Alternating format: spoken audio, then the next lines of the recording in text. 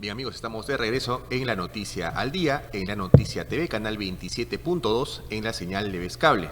Ahora, como pueden ver, tenemos en estudio la visita del abogado constitucionalista Ángel Delgado. Doctor, ¿cómo está? Buen día. Muy buenos días, muy agradecido por esta entrevista.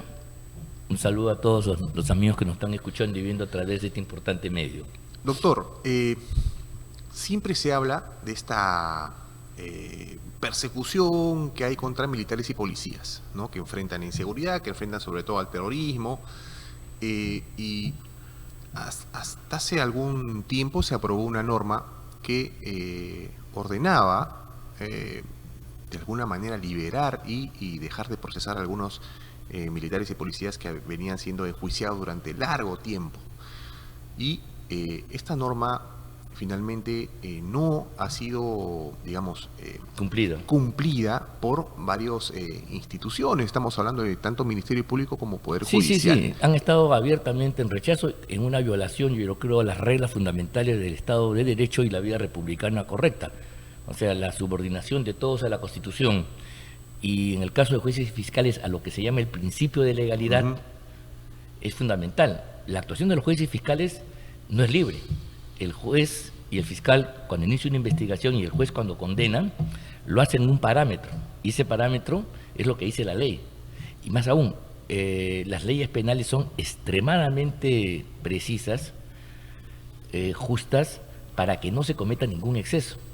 El objeto del derecho penal, para los amigos que nos están escuchando, es justamente garantizarle a la persona que es procesada, al inculpado, al que es acusado incluso, un conjunto de derechos para que el Estado en ningún momento se haga un abuso de poder y, al contrario, se limite y garantice los derechos como es la presunción de inocencia, porque la persona que va a ser condenada va a perder libertad, va a perder patrimonio, por supuesto su honra, y va a tener una serie de méritos. Y para eso entonces la condena tiene que llevarse a cabo con una escrupulosidad casi matemática, médica, ¿no? De modo tal de que en ningún momento esa acción punitiva de la justicia, que significa quitarle derechos a una persona por haber cometido un delito, una falta grave, pueda significar un abuso. Claro. Esta es la filosofía fundamental. Y entonces, más o menos, lo que estamos hablando es lo siguiente. Los miembros de las Fuerzas Armadas, de las fuerzas policiales y civiles vinculados a las rondas campesinas, que lucharon contra el terrorismo porque el Estado los envió en un momento determinado de su vida a restablecer el orden público y acabar con esta lacra, estamos todos de acuerdo, el terrorismo, que ponía en jaque a la sociedad peruana, poniendo en riesgo la libertad de los peruanos y destruyendo el Estado democrático de derecho. Esta acción, por supuesto, que en su cometido puede haber dado lugar a un conjunto de abusos, pero el fondo es totalmente justo. En ningún momento el Estado peruano ordena a las Fuerzas Armadas a realizar masacres por doquier. En ningún momento se buscó genocidios contra nuestros hermanos que viven en las sierras del Perú. En ningún momento se dio la orden de exterminio, de liquidación, como sí, por ejemplo, ocurrió en la Alemania nazi, que hubo una política de Estado. Era un objetivo para liquidar a un pueblo, al pueblo judío. O lo que sucedió en Turquía a comienzos del pasado siglo en Armenia. O lo que sucedió, digamos, en el África, ¿no? En estos dos países, donde hay una matanza en Uganda, ¿no? Hay una matanza terrible de gente. Eso no ha pasado. O si tú quieres, en Gaza, de acuerdo al punto de vista de cada uno. Aquí lo que hubo fue una respuesta defensiva del Estado, el cumplimiento constitucional de las fuerzas encargadas de restablecer el orden, y se enfrentaron a quienes alzaron en armas y usaron el terror, ¿no?, para amenazar la vía democrática del país. Que en ese momento se cometieron excesos, sí. Pero el problema, ¿cuál es? Para ponerlo aquí en el problema es si esos excesos cometidos, que yo tengo ninguna duda que tienen que ser objeto de investigación y sanción, deben hacerse a la luz de las normas penales existentes en el momento en que se cometieron estos hechos, como dice el derecho penal, la doctrina penal en un Estado democrático, o si se puede hacer una figura que es totalmente condenada, que es traer delitos que en ese momento no existían, que se han generado tiempo después y aplicarlos con un criterio retroactivo. Y eso Esto es lo que último hacía- dato me perdió. ¿Y eso es lo que estaban haciendo? Esto es lo que ha pasado, pues, ¿por qué?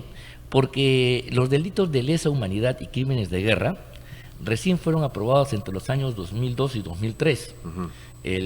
Cuando se aprobó el Estatuto de Roma del Tribunal de la Corte Penal Internacional y la Convención contra los Crímenes de Guerra, justamente.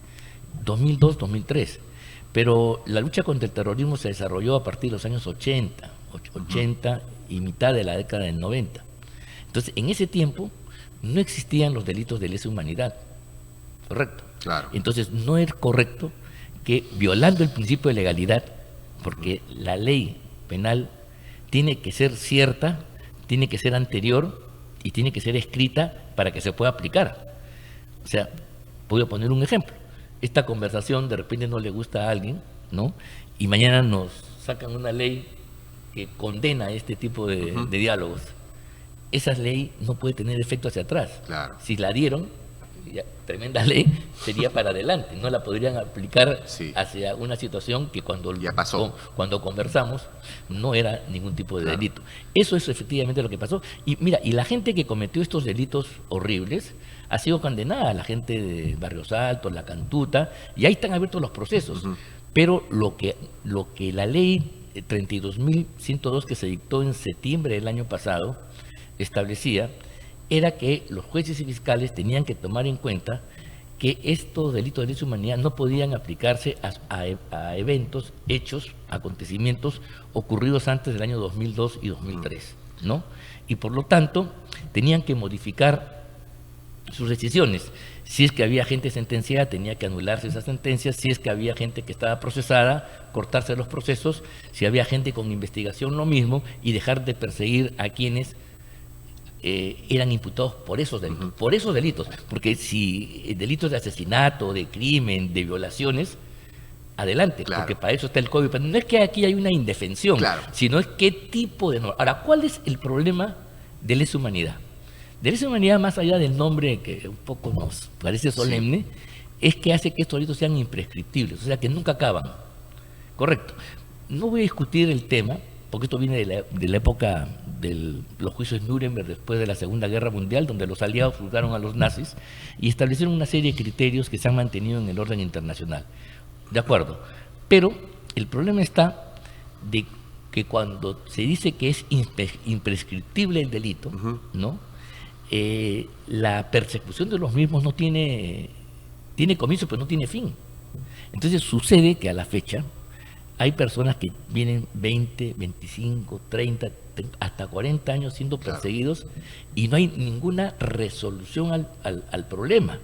O sea, si no hay pruebas suficientes, porque, bueno, pasó el tiempo, ya ni siquiera hay testigos, los hechos han cambiado, la geografía es otra. Entonces, tú no puedes condenar, pero lo que no puedes tener es a la gente en una situación de angustia existencial, que es teniéndolo todo, investigándolo, procesándolo, toda su vida. El almirante Gianpietri, a quien todos conocemos, murió con una serie de juicios encima, siendo el almirante Gianpietri. O sea, te das cuenta, o sea, se llevó juicios a la tumba.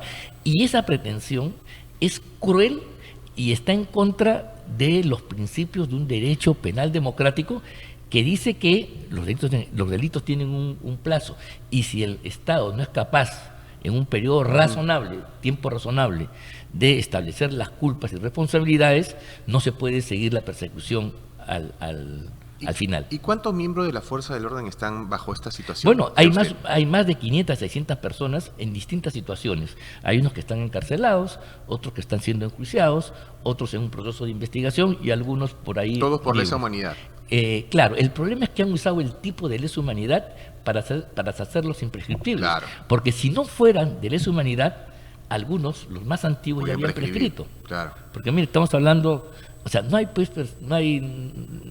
los delitos pueden prescribir a los 20 años, pero estamos hablando de 35, 40 años, y entonces ya hubieran prescrito, ¿no? Y bueno, pues lamentablemente el Estado no llegó a determinar la responsabilidad. Claro. Pero es culpa del Estado. No se puede inculpar a la gente. Ahora, ¿qué cosa es lo importante? Esto es más o menos lo prolegómeno.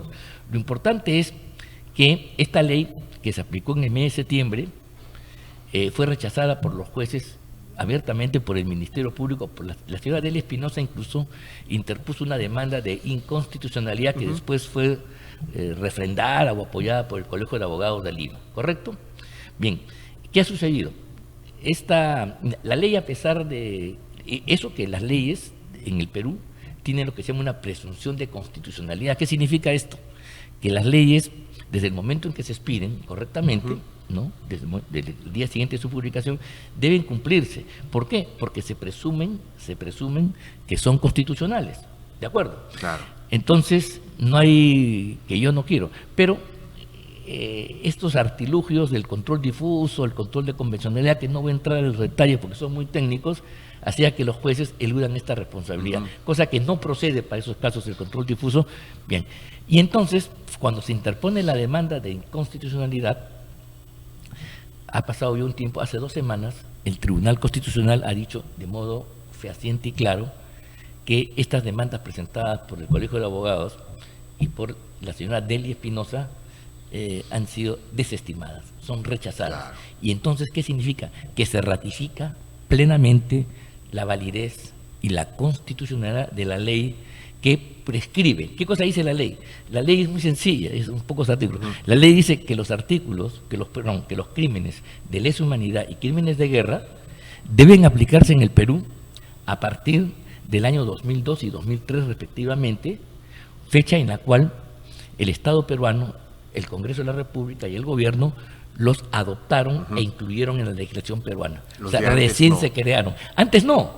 Antes tenemos el Código Penal de la fecha, del año 94, tenemos el Código Penal, y entonces no es que, hasta el señor Fujimori ha sido condenado incluso, Montesinos sigue condenado, ¿no? No ha habido necesidad de aplicarle lesa humanidad, porque si hubiera sido lesa humanidad contra Fujimori, no hubiera procedido el indulto. Claro. Entonces, ¿qué cosa? ¿Por qué? Pues porque una cosa es que tú cometas un crimen atroz y otra cosa es lesa humanidad. Y lesa humanidad tiene la colita o tiene la trampita que vuelve imprescriptible y además prohíbe cualquier tipo de beneficio.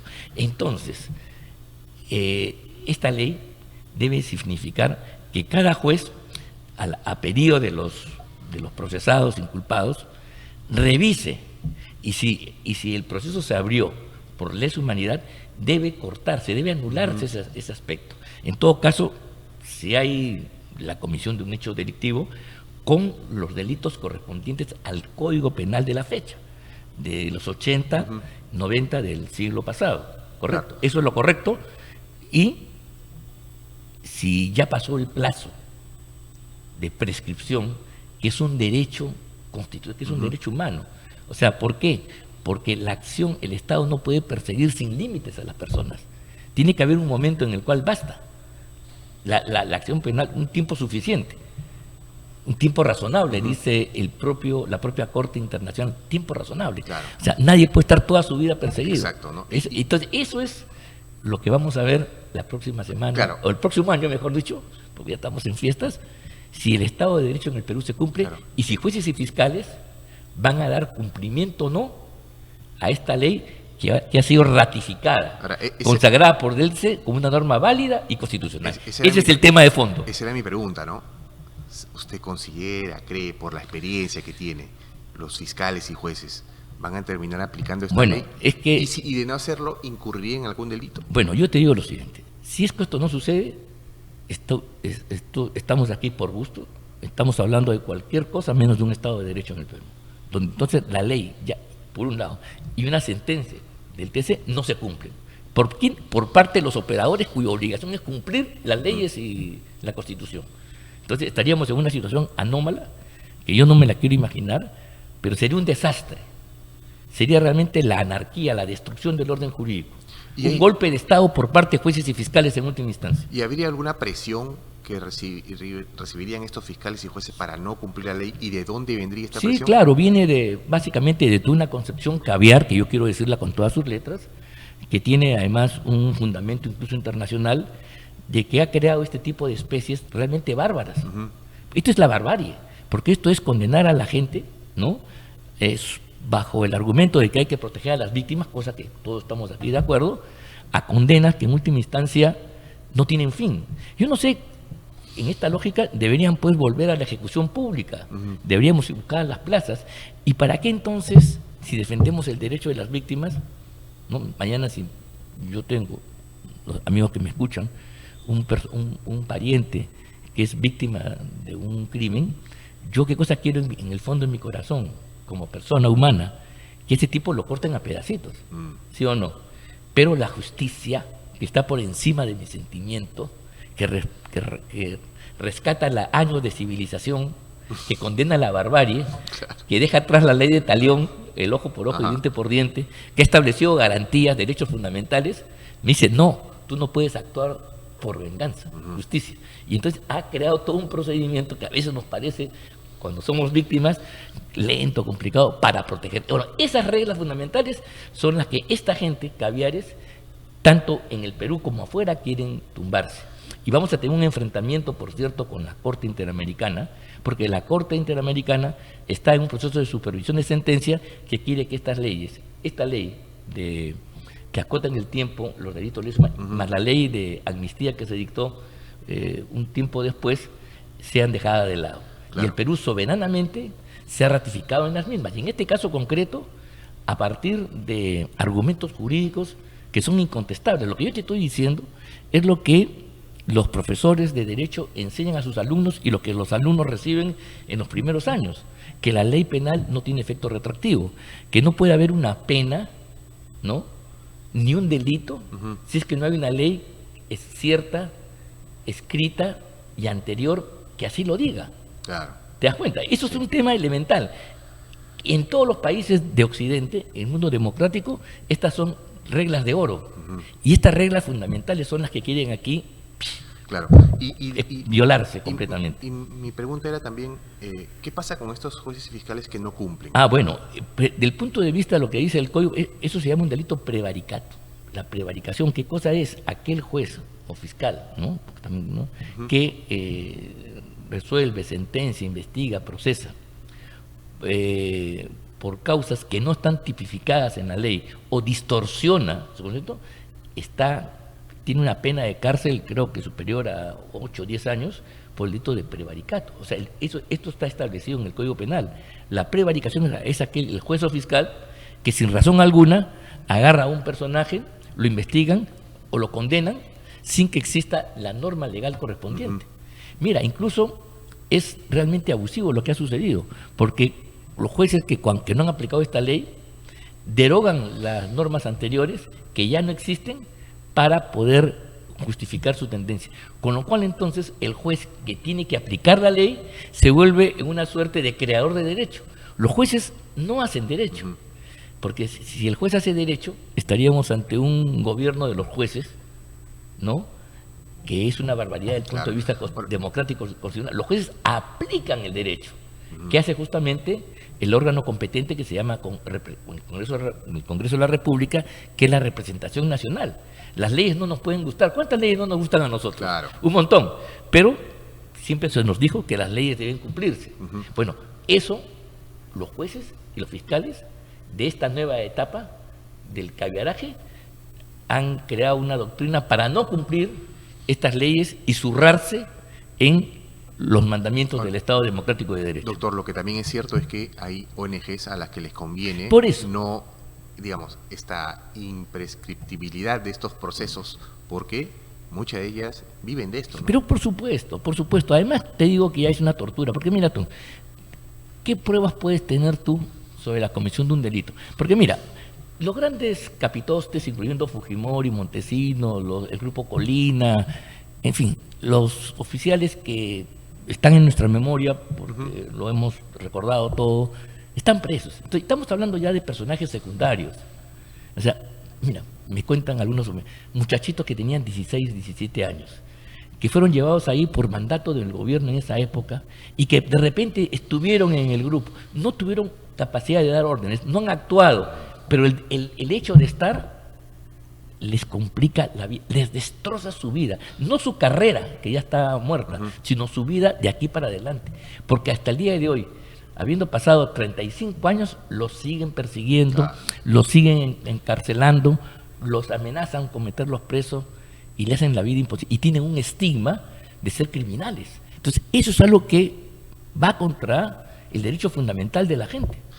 Bien, doctor, ha sido amplio el tema, da para más, porque seguramente, como decíamos, ¿no? Vamos a estar atentos si es que los fiscales y jueces adoptan esta norma que se debe cumplir. Yo quiero aprovechar la gentileza y de aquí de la noticia, amigo Rivero, es para que la próxima semana, o sea, dame un par de semanas más, vamos a ver la respuesta de los jueces, porque de acuerdo al procedimiento, cada procesado, cada persona tiene que presentar lo que se llama una excepción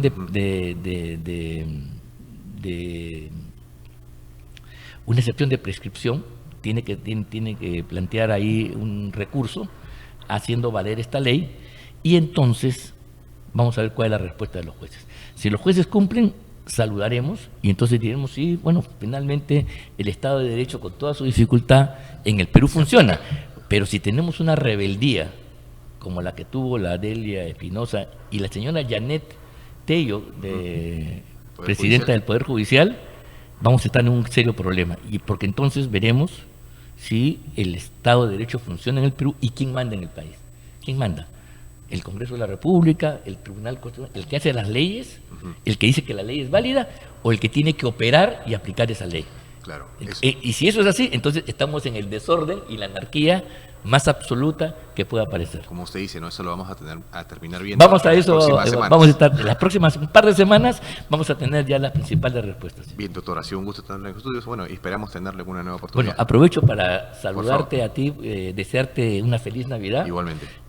Un mejor año a ti y a todos los amigos que nos están escuchando por este noticiero de radio, La Noticia. Bien, estuvo con nosotros el abogado constitucionalista Ángel Delgado, quien ha dejado sentada esta postura de una vez por todas acabar con esta persecución interminable que viven estos militares y policías que enfrentaron a la ola terrorista durante un par de décadas que golpeó nuestro país.